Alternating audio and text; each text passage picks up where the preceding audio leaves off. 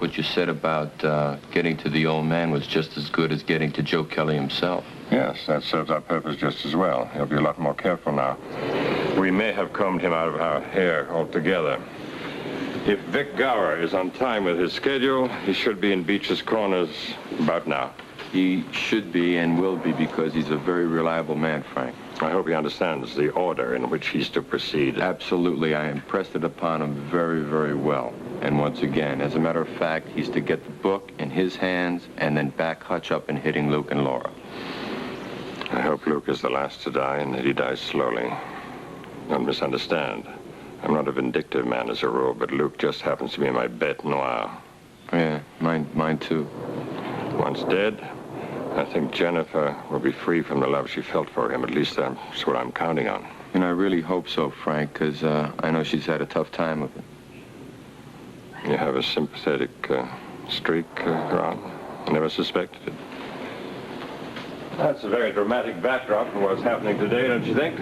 I can't stand lightning. It gives me the creeps. Well, forget the weather and concentrate on what's taking place very soon. I find it very comforting to know that today will end the strain of having lost possession of that important black book. I'll have it back very soon, and we'll have no further worries.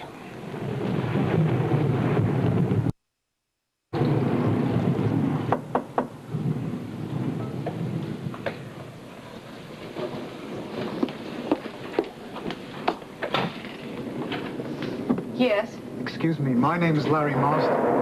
I was just out at the general store, and, well, Mr. Briggs was telling me you rent rooms. Yes, sometimes. Depends on who it is. Just for you? Yes, ma'am. I have references from the last place I stayed, if you want those. Oh, I never heard of that kind of references. To me, people are their own best kind. I guess you've got a point there. Still, if it would make you feel any better, I can show them to you. Oh, no. Actually, you're in luck, Mr. Marshall, did you Marston. say? Larry Marston. Marston. Well, I have a young couple moving out in an hour or two, and their room's available. If you don't mind waiting until I make it up fresh, that is. Oh, no, that's great. I'll just take a little walk, and I'll be back in about an hour. Oh, I wouldn't go too far if I was you.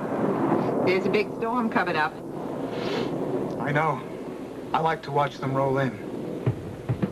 Be back in a while.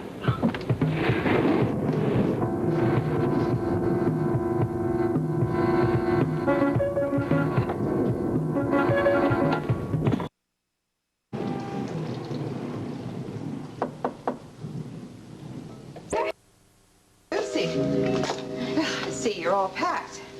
Yep, ready to go.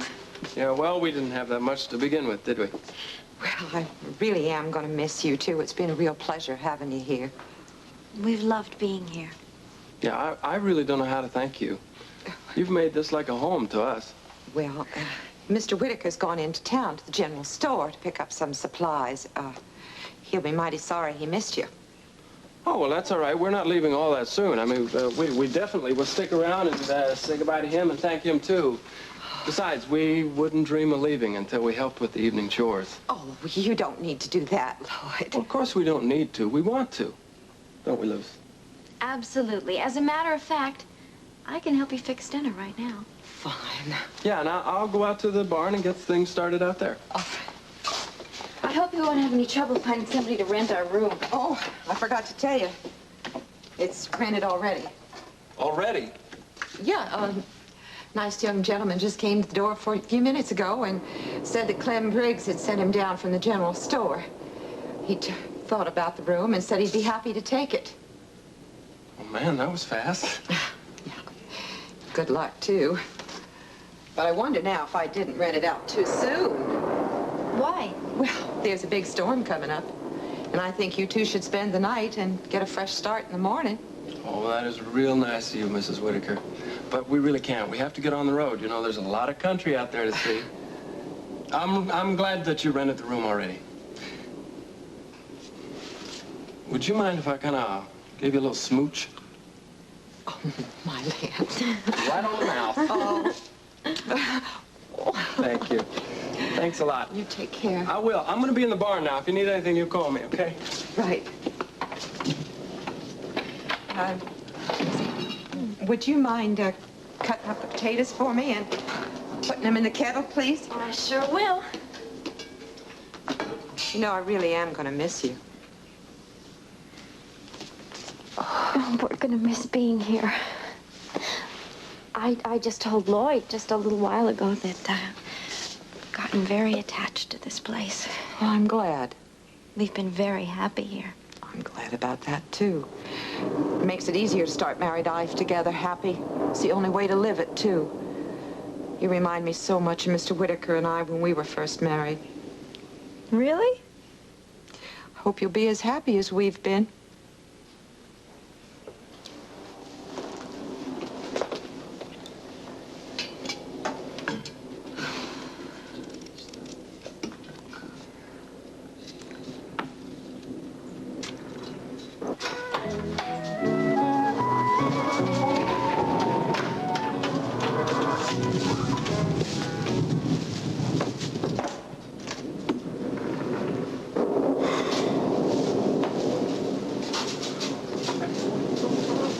I'm in the mood for love, simply because you're near. Hello, Bessie Lynn.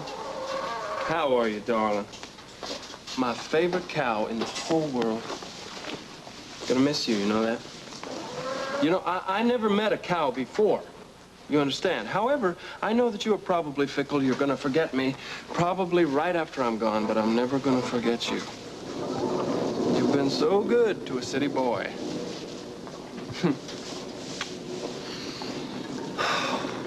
You know, you're probably the first female in my life who ever really got cross when I stroked her. Yes. I'll never forget you, darling. Well, what do you say? You want a little grain? Shall we find out what the two of us have learned from this experience? Okay. Bessie Lynn, I'm in the mood for love, simply because you're near me.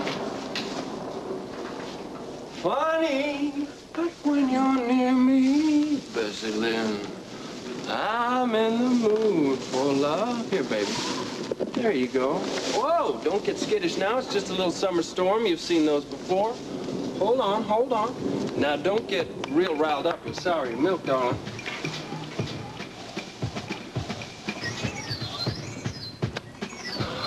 I'm really gonna miss you.